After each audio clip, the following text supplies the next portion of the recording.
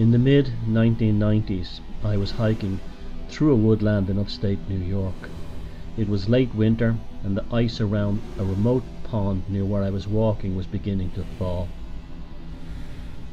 As I walked to the water's edge to take a photograph of the pond, I failed to see some ice on the rocky shore, and I slipped and began to slowly slide down towards the pond.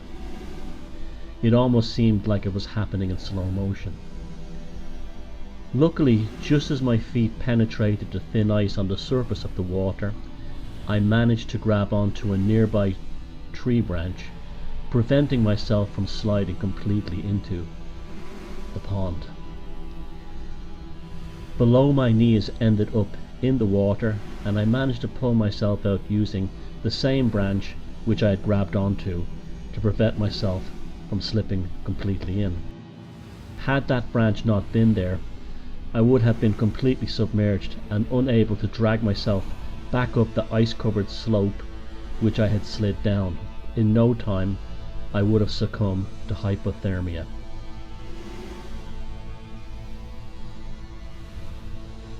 Following this ordeal, I stood up and I looked over the lake, and it was with that I was overcome by a sense that the body of water had actually set the trap in order to consume me.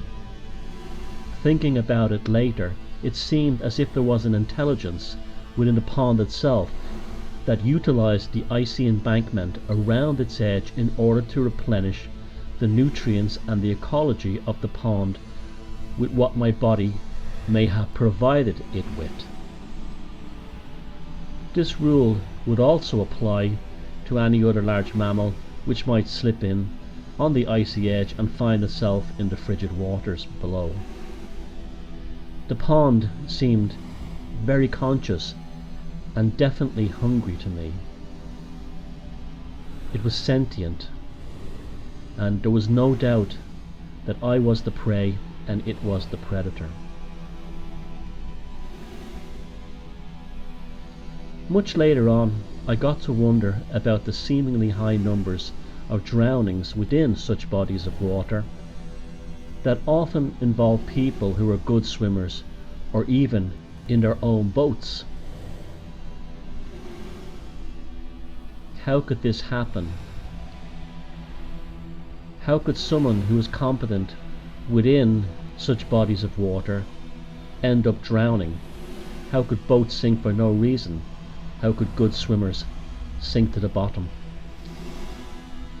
It just so happens there is a process which occurs at the bottom of watery bodies when occasionally a sudden release of methane gas caused by rotting vegetation and other organic matter bubble up to the surface. If anyone is swimming or even in a boat above such a bubbling up of methane, the result is that the swimmer or boat loses buoyancy and literally falls to the bottom of the lake or pond, as if there was no water there.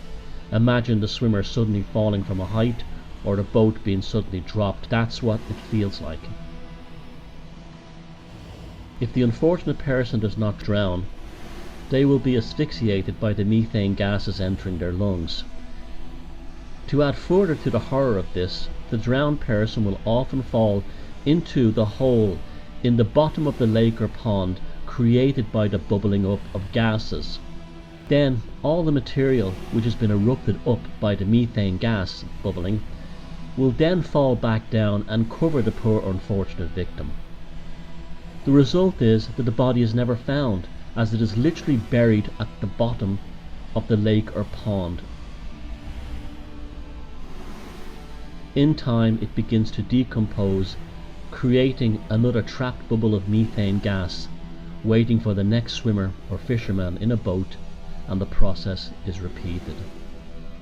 The hungry lake is never satisfied. Within popular culture, humans have always applied something of a subconscious animism towards the idea that such foreboding and lonely bodies of water are somehow alive and conscious, and they even treat human beings as if they are the specific prey of these bodies of water.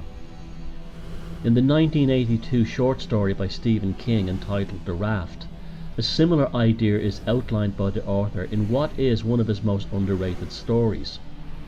It tells of 4 college students who celebrate the end of summer by swimming at a remote lake which is at the end of a long back rural road.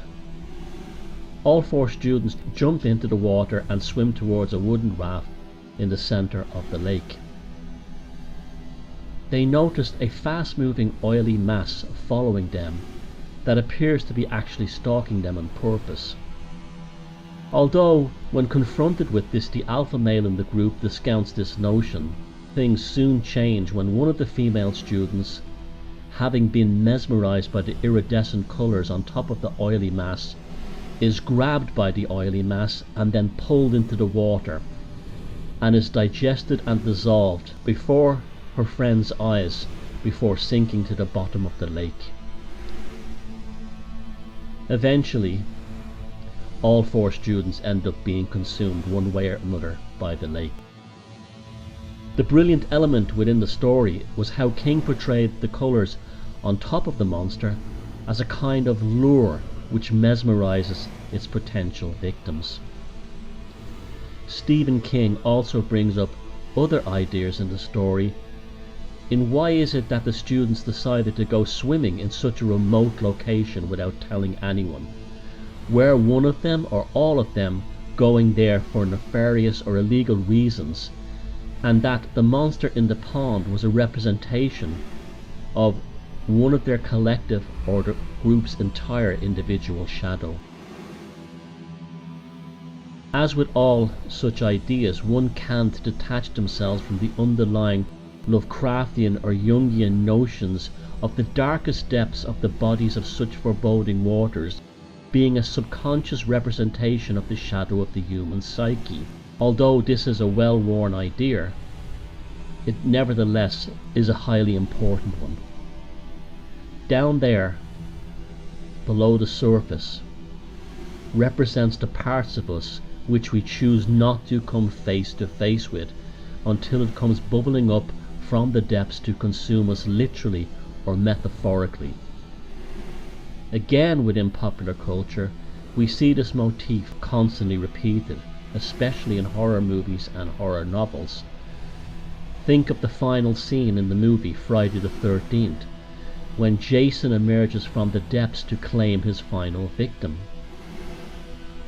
This is very interesting as the lake at Camp Crystal Lake plays a minor part in the overall narrative of the movie until this pivotal final scene resolves the plot completely in an extremely terrifying manner.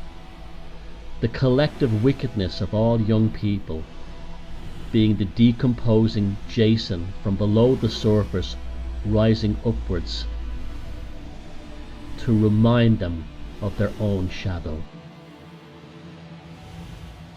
Taking this idea to the other extreme, in the novel Walden, written in 1854 by Henry David Thoreau, he treats the body of water at Walden Pond as something of a god and venerates it accordingly, although within a typically Yankee Presbyterian framework.